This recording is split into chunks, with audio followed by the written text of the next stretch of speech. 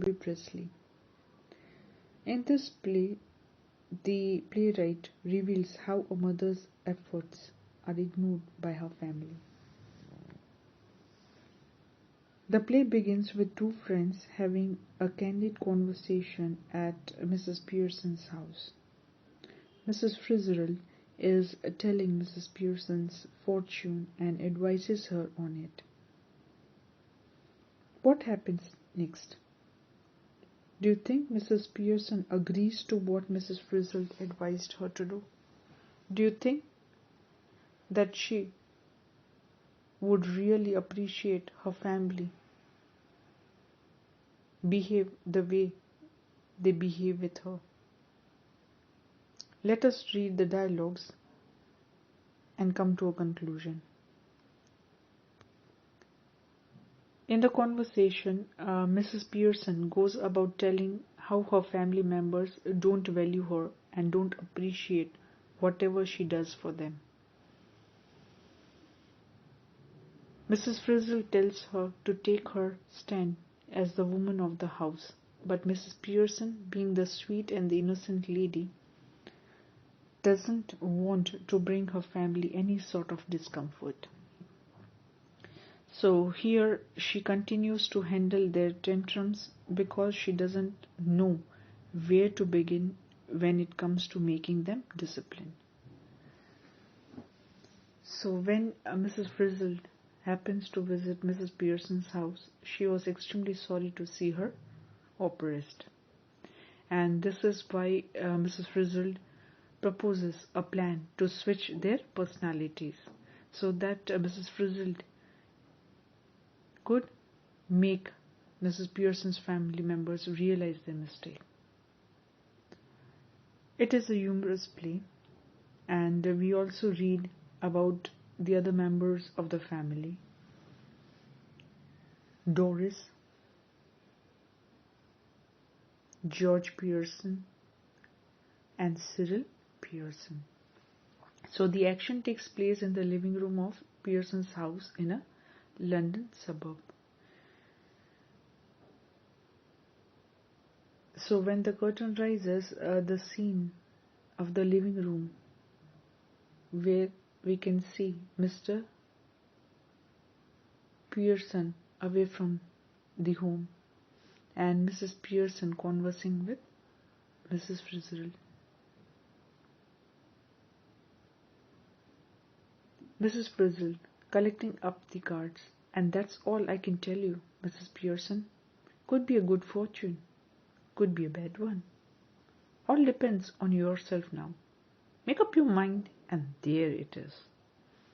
So the story begins with both Mrs. Pearson and Mrs. Frizzle sitting opposite each other at Mrs. Pearson's place.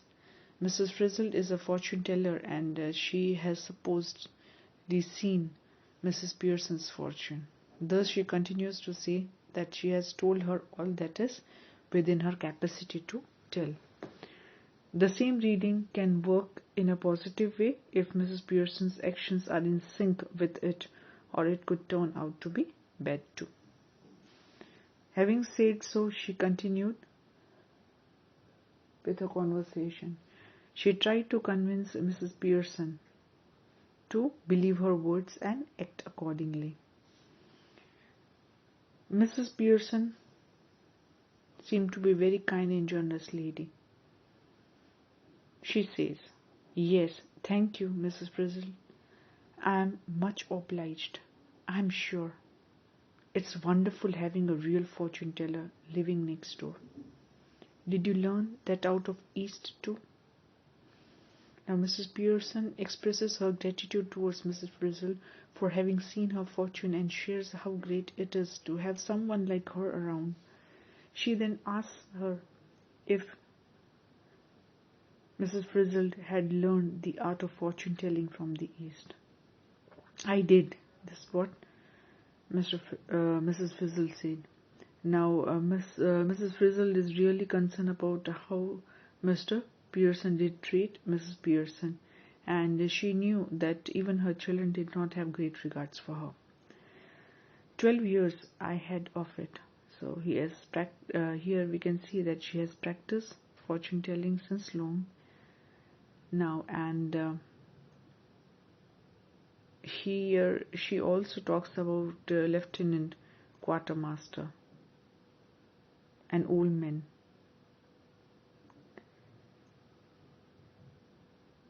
Mrs. Frizzle says, I did 12 years ahead of it, with my old man rising to be Lieutenant Quartermaster. He learnt a lot and I learnt a lot more. But will you make up your mind now, Miss Pearson, dear?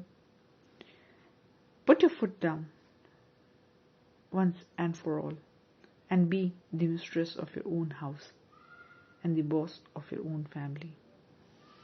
So here she is bold enough to tell Mrs. Pearson that she should be firm enough to object what her family members did to her, and she should not accept such an ill treatment in her own house. Mrs. Pearson did smile apologetically. That's easier said than done. Besides, I'm so fond of them, even if they are so thoughtless and selfish. They don't mean to be. So here Mrs. Pearson replies to Mrs. Frizzle's advice by telling her it's far more difficult than it sounds.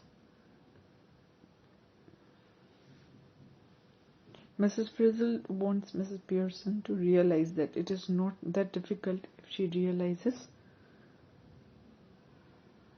that she needs great consideration and respect. She tries to convince her.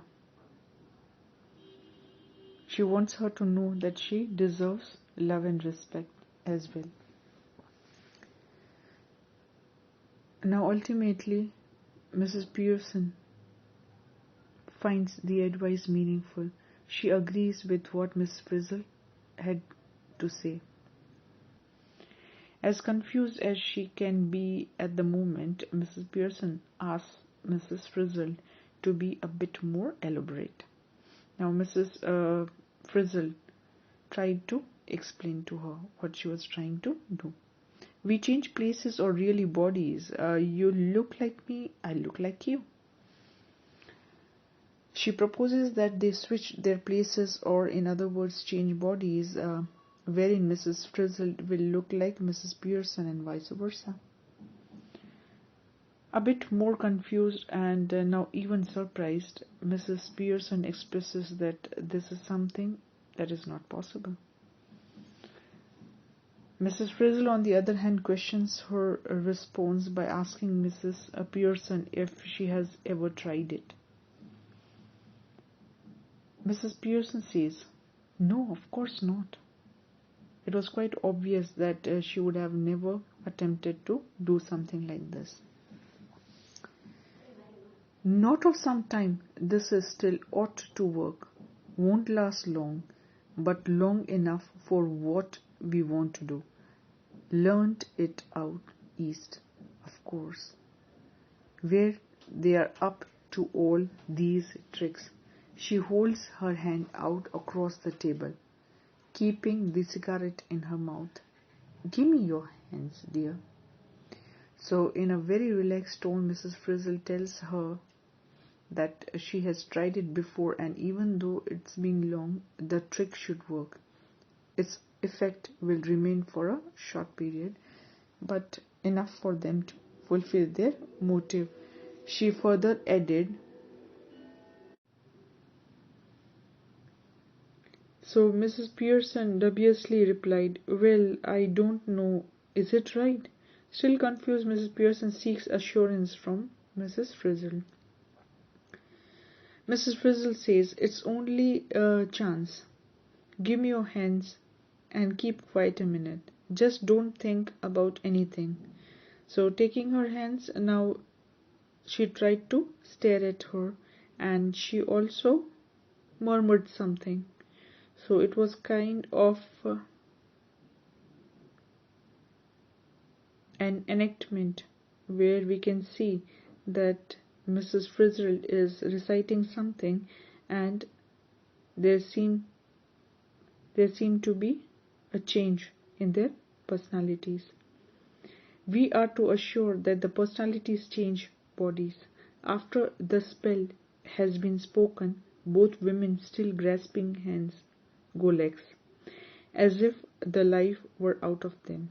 Then both come to life, but with the personality of the other. Each must try to adopt the voice and mannerisms of the other. This is what was expected by them. So now Mrs. Pearson is bold and dominating, and Mrs. Frizzle is nervous and fluttering. So this is how they seem to have changed their personalities. So after casting a spell, Mrs. Frizzle tried to be subdued and weak. And on the other hand, Mrs. Pearson seemed to be quite energetic. And so here we can say that Mrs. Frizzle was really successful in making Doris, George, and Cyril Pearson understand that what they were doing was unacceptable. Thinking that it's unfair to her, she exclaims that she is not being foolish. She thinks that it is hard to take that, and she has been working hard, and when she comes home tired, she cannot even accept anybody misbehaving to her or expect a cup of tea. She then asks Mrs. Pearson if she heard the instructions about her yellow silk. So this is what Doris states in the conversation. She is extremely sorry for what her mother had done to her. She feels that she was extremely tired, and it was the responsibility of her mother to prepare a cup of tea for her. She then asked her mother if she had heard what she had said about the yellow silk. No, don't you like it now? I never did. So Mrs. Pearson refuses to have heard. Pearson's husband enters. So this is where, when Mrs. Pearson was conversing with her children, we see that there was Mr. Pearson, who was in his 50s, tried to make sure what was going on in the house.